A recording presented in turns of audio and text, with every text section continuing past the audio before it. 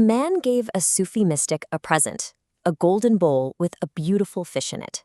Welcome to this Explainer for Awakened Stories. I'm absolutely thrilled you're joining me today. We're going to be unpacking that quietly devastating Sufi parable from Osho's legendary 1001 Tales. It's a story that starts very simply, honestly, almost like a children's fable, but man, it holds a profound mirror up to human nature. It's called The Fish in the Golden Bowl, and I promise you by the end of this, you are going to look at the comforts in your own life completely differently. Okay, let's dive into the literal sequence of events here. We start with this man giving a Sufi mystic a beautiful gift, right? A golden bowl with a stunning fish swimming inside. But the mystic looks at this fish, and instead of just admiring how pretty it is, he feels this deep, profound sense of pity. He sees confinement. He sees a prison. So acting out of pure compassion, he carries the bowl down to a vast, boundless lake. He releases the fish into the water, giving her the entire expanse of the lake, literally the immense freedom that rightfully belongs to her. And then he just tosses the empty golden bowl into the lake right after her. He goes to sleep, super happy that he's liberated this creature, and the next morning he heads back to the water's edge to see how she's doing. And here is what he finds. The fish was in the bowl, and the bowl was in the lake. Seriously, just let that paradox sink in for a moment. The fish was given the entire lake, yet she swam right back into the exact thing that confined her. That's the whole story. Just a few lines, but it hits you right in the chest, doesn't it? Section 2. The Paradox of Freedom. Why on earth would the fish go back? I've got to be honest with you. My first instinct when reading this was to judge the fish as foolish. Like you were just given the ultimate gift of boundless space, and you went back to a tiny container? But as you sit with it, that judgment kind of turns back on itself. You realize this isn't a story about a confused animal at all. It's a psychological mirror, and that fish represents us. Look at the central mystery. Did the fish not understand she was free, or did she understand perfectly?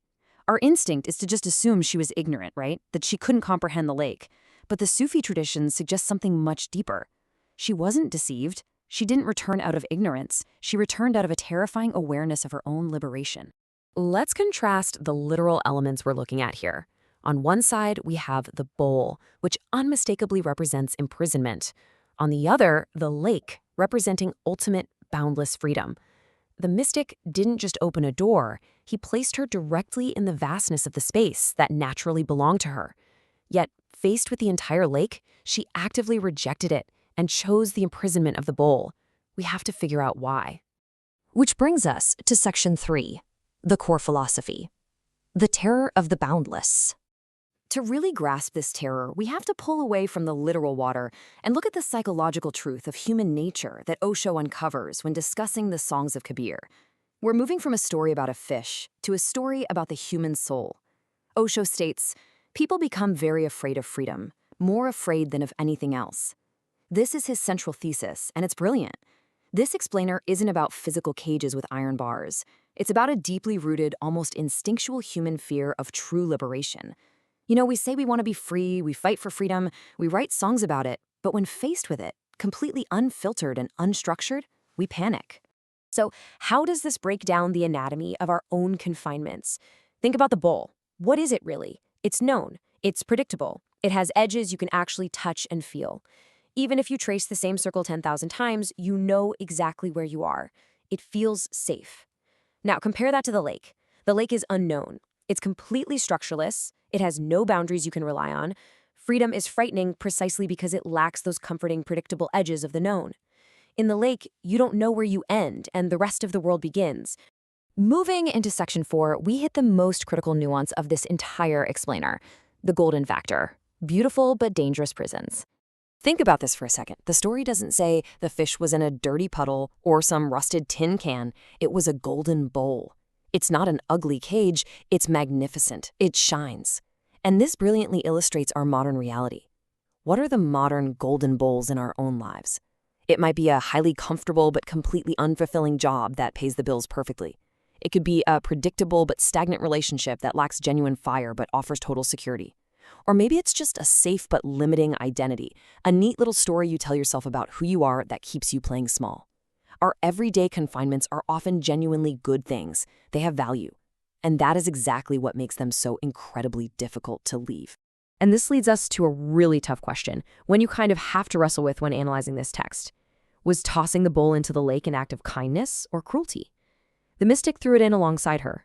He didn't force the fish to stay in the boundless water. He literally left the exit door wide open. Was that a mistake? Should he have smashed the ball?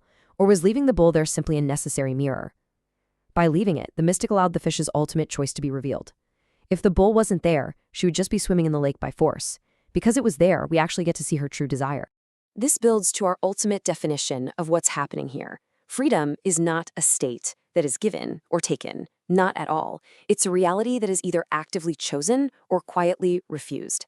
The mystic couldn't force the fish to be free, he could only offer the environment for it. The boundless lake isn't necessarily better or cozier than the bowl. The lake is simply reality. The bowl, on the other hand, is just a comfortable, artificial story. We choose to stay inside because we are just too afraid of the infinite. Which brings us to our final section, your own golden bowl, facing the lake. Up until now, we've been talking about this whole concept in the abstract, analyzing a mystic and a fish. But the true power of this explainer comes when we apply this ancient wisdom to ourselves. Because we all do this. We absolutely do. There are routines, habits, and conversations we just keep avoiding, returning to our small comforts even when we know we've outgrown them. So I want to leave you with this final provocative thought today. What is the golden bowl in your life? I'm not talking about a prison someone else put you in. I mean the one you have chosen, quietly, every single morning. The one that is beautiful enough that you haven't yet asked yourself why you keep swimming back to it. Take a moment today to really look at the edges of your world. Recognize the gold for what it really is. And remember, stay free.